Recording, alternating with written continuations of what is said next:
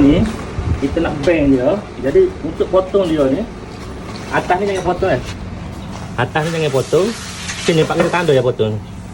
Sini potong, lepas tu sini potong. Untuk jadikan dia lidah. Kali ni pun sama bro. Potong ini, kali ni potong. Lepas tu potong tapak dia ni. Yang ni kita potong. Okey, right. Lepas tu yang untuk alit ni kita potong sini dengan bahagian atas ni. Sini potong. Okey. Kali ni pun sama juga. Ini potong.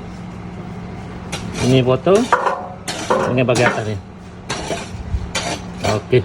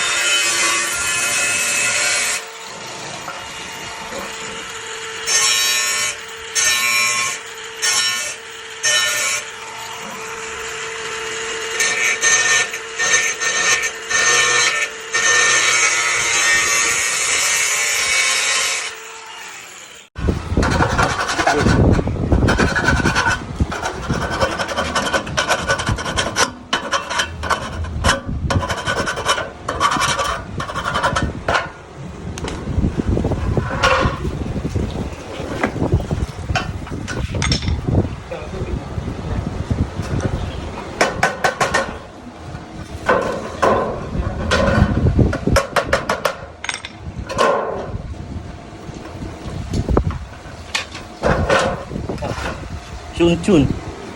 Yang ni.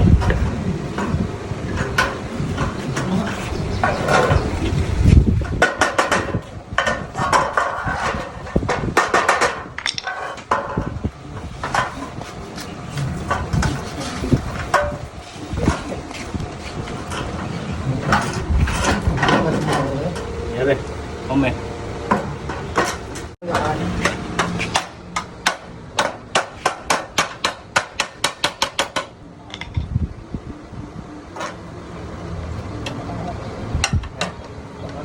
Okey. Ini mengenai awak.